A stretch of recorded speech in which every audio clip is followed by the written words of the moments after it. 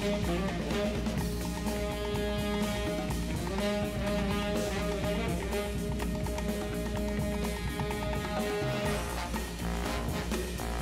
in downtown Detroit, Local 4 live stream with Jason Carr starts now. Can you go back to the graphic? Oh yeah. It's a much nicer look for me than what you dissolved to. Watch. Go ahead and dissolve. I think it was the lighting that day. Yeah, it's a good picture. It's a good picture. No, I don't mean to say yeah, but I wish I looked like that every day. It's funny that they made us that graphic that said Jason Carr Live, and that's kind of the name of the show that we're looking to end up using. They picked us. How about we just leave that up and I'll just we'll just talk over it. Talk over it. Tesla. Let's launch with self-driving car news. Enhanced autopilot capabilities and fully self-driving capability could be available as early as next year. Tesla expects their new software validation for the autopilot features will be completed in 2 to 3 months and available at the end of 2017, around the same time of the Model 3. Fully autonomous. Fully autonomous. It's really cool stuff. There's some video we've got here. Show the video, please. Let's take a quick look at this. This is fully autonomous, quote unquote, without the need for a single touch, including charger, says Elon Musk, founder of Tesla, or Tesla. Okay, so there's nobody behind the wheel, right? Well, there's someone behind the wheel, but they're... Oh, I can't... okay, now I can see it. Yeah, they're not actually touching the wheel, which is pretty fascinating. But they just released this video yesterday, and it's absolutely amazing. It takes him the whole way, and he's got his hands... I see he's got his hands at the ready, because wouldn't you? Yeah, I mean, I'm sure this takes a long time to get comfortable behind the wheel of one of these, but it's really cool. And then this video here that I've got is of the charger, and this is what Musk was saying. You know, you're not going to need to touch a single thing the entire time you're in the vehicle, and even when you stop to charge. What is that? That is the charger that moves all on its own and finds the port. So you're not even going to need to get out of the vehicle. That's kind of freaky. Look at that thing. It's really scary. I know. Scary? Well, yeah. Skynet? That's kind of thing. Pretty cool stuff. All right, let's go on to the sun sticker. Quite a bit less technological in appearance, but futuristic in its own right. This is a sticker. Go ahead. We don't actually have a photo of the sticker. It was a real tiny. Oh, you don't have you don't have the shot of it? You almost couldn't even see it. It was so small. Yeah, it's like a little thing that goes on your hand, and it turns color to let you know about your UV exposure.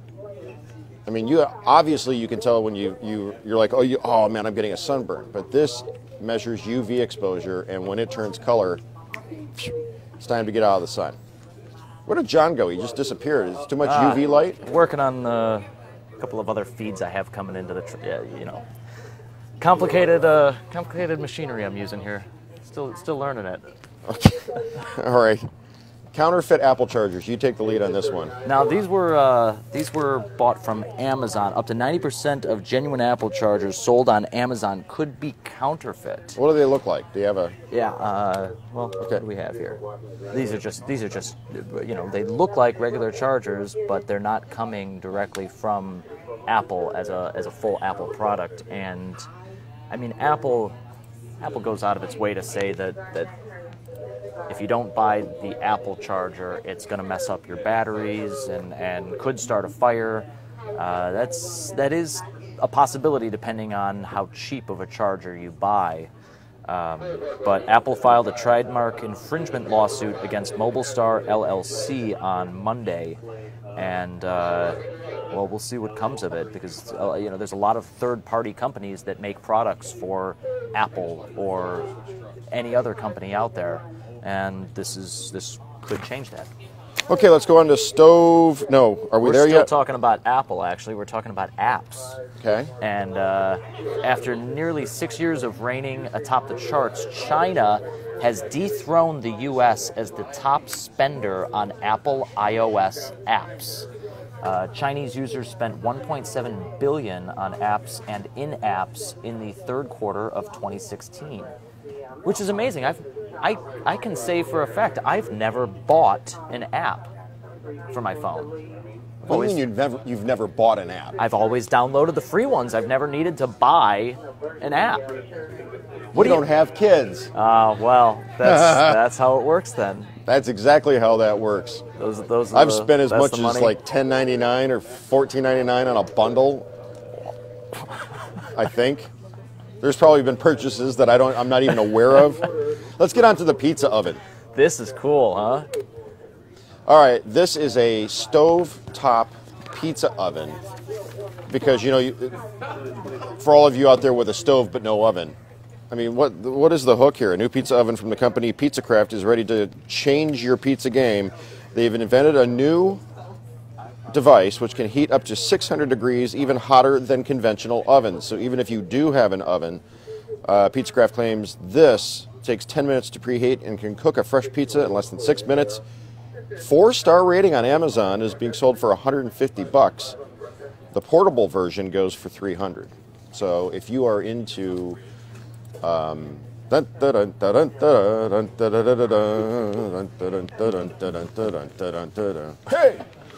you can get that at Amazon. Do you wonder about the 4-star rating? Yeah, we did talk about that a few weeks ago with their rating system and how a lot of those could be counterfeit. I just wonder if it's going to cook a better pizza than just me throwing it in the oven. Can we see it again? Oh yeah, oh yeah. What do you think out there?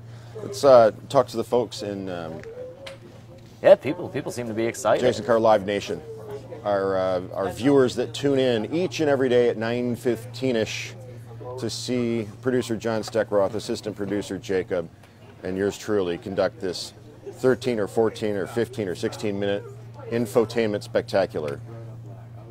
Now, Rudolph Ensley says that we need to get some ranch dressing for this pizza. Do you use ranch for your pizza? I've got a buddy who does nothing but Thousand Island.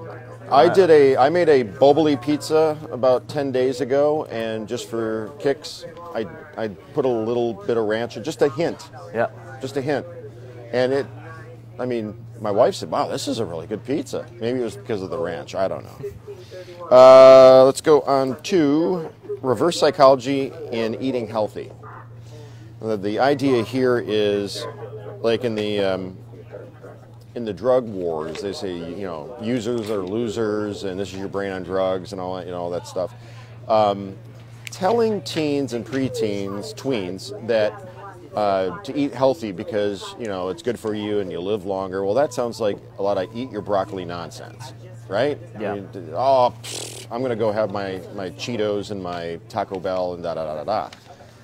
However, if you reframe the message, as they did in this experiment, and make it seem like you're fighting the man to say no to big food, to say no to fast food, that's kind of like a middle finger to the establishment, then the teens and tweens are happily on board as being defiant. As a rebellion against these... the man. These industry executives that are controlling and hypocritical adults. Yeah, I see that.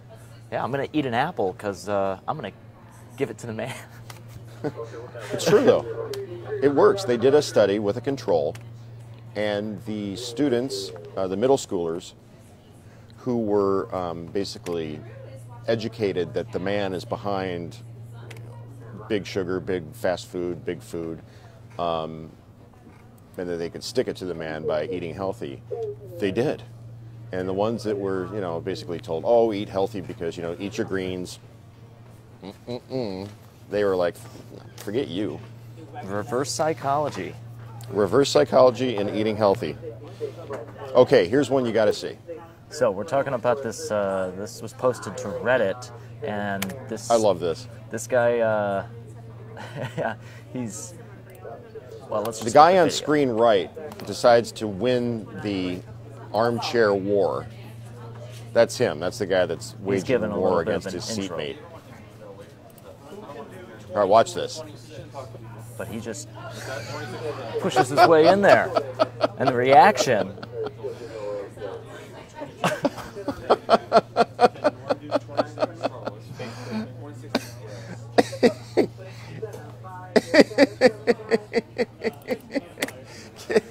airplane etiquette. You got to share the armrest. I think there's a whole graph He gave for him it the where elbow there. if you're in the middle seat, you get the inside of the armrest. Oh, there's protocol I involved. think so, yeah. And if you're on the outside, you've got a whole armrest yourself, and you've got to share the middle one. Can we see? Can we see again? Yeah. Is it a recuable kind of thing? Stand by for news and comment. Okay, watch. He does it quickly too. Yeah. He's big sleeping too. It's the best part. Well, I mean, technically, I don't want to get all like, rulesy here, but the guy that threw the elbow, that's like assault, right? Well, I mean, it's a kind maybe. of a quick, violent takeover of the armrest, but watch. He's like a bump. It was turbulence, I think. You know, that was. Let's bring in Chuck. Here's your microphone back. That dude is raging mad. Is that assault or no? It's about to be assault on the dude wearing the CrossFit shirt. I mean, let's be real. That homie's out cold. And he just throws an elbow into the guy. Good God. I mean, I'd say that there's a case here. A lawyer could argue that's assault. And since we started talking about whether this is assault or not, the live viewership has been climbing steadily. All right. Well, let's keep that up. He had to have been sawing logs, though, for somebody to do that. Yeah. What if somebody... I mean, that's a straight mouth breather next to you. He's just ripping on him. Chuck Jackson, assignment editor here in the mornings at Local 4. If that happened to you, what would you say to the guy that threw the elbow? I'd have a few choice words for him that aren't good for air. So you'd say something. Oh, yeah. I'm not one to keep quiet. Dirty look. I am not one to keep quiet. Let's bring in E-Engineering to get his take on this. What is this? Watch the guy in the blue shirt. That's him. He tries to reclaim the armrest from the guy on the window. Okay, watch. And boom. Oh, that's a great move. Fantastic. Is it assault? Assault? Yeah. That look is assault. The armrest thing was just rude. We have 6 people involved in this discussion now at the assignment desk. See, but I get into this. Where's Evrod? Because I sit next to Evrod at church, and I do this to him. He's a armrest hog, Evrod. In church? Yeah, and we're like this. I don't even think it's conscious, but we're both like, and so we'll stand up for the music, and then I'll sit down faster than him so I can claim the armrest. I'm not. Yeah. Somebody just yelled out, "Jesus, take the wheel." Was that Randy? Armrest is a thing. It's a. All right, that look is priceless. Yeah. All right, thank you, E-Engineering. And we've now discovered that one of our coworkers is a pew armrest intimidation factor of 10, according to E-Engineering. We have other stuff to get to. Now, I would love to stay with that for a while. Aaron Rodgers. Oh, I got something for this. Hang on. Hold on. Hang on. I got it. Come on. Go ahead and roll it.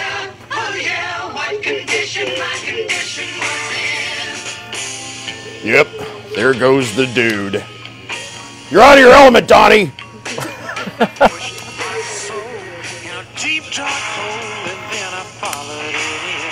I love this movie.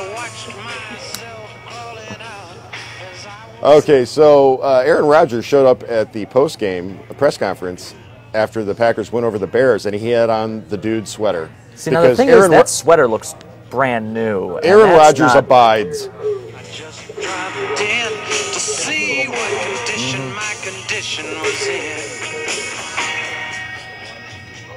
I mean, aside from the fact that he's the Packers QB, and therefore, we Lions fans, are programmed to hate him. I think Aaron Rodgers is pretty likable, and that makes me like him even more. What do you think? Oh, yeah. Anyone who appreciates that movie is a friend of mine. All right, let's bring in. Hey, can we go back to the video of the guy with the armrest? Of course we can. Evrod has walked back into the room. Ian has basically accused you of being the guy in the video of. Oh, you're hooked. Hang on. So Evrod's going to come in here, and he and Ian both are going to go back and forth over who's the arm. Don't take the jacket off, but I'm putting the jacket on. Armrest. What did you call him? Armrest bully. No, you called me armrest bully. I just said that this is us at church. All right, John. Here we got. You guys can just talk right there over the. Where are you going, Ian? Meet you over here. Oh, he's coming around. Okay. Okay. Go ahead. Evrod's left, so we can get you on camera. So Ian's lying on me, huh? John, can you come back live? Oh, yeah. We Okay. both like the armrest, and we usually sit next to each other. So sometimes this happens. I'm not saying which one of us is which. You're the armrest stealer. I am the armrest stealer. I'm definitely the CrossFit shirt guy because Evrod's got it locked down once we get there, and then I gotta try to sneak in and get it. Your thoughts? Does he tell the truth? Now, mind you, you are in church. I'm not going to say he's not telling the truth. I'm just going to say it's never been an intentional plot. You know? He's an armrest guy. We're all armrest guys. I think you just stake your territory. Yeah. You know, you claim your territory and you do it with not aggression, but you do it with purpose, determination. Yeah. You know? Have you seen the video? I haven't. All right, watch the guy throw the elbow. Boom, right there. And then look at his reaction. He stares him down for a cold 15 seconds. No, but here's the thing. So usually it'll be Ian on one side, my wife on the other, and then Ian's wife is on the other side. So if Ian, you probably don't even know this, if Ian has the armrest and my wife has the armrest and I'm stuck like this, what I do is I'm like, hey, babe, do you have any like lotion or do you have any gum? That way she has to lean over and reach into her purse and then bam, I got it. Yeah. Perfect, right? This is the thing. This is the thing. This is the thing, yeah.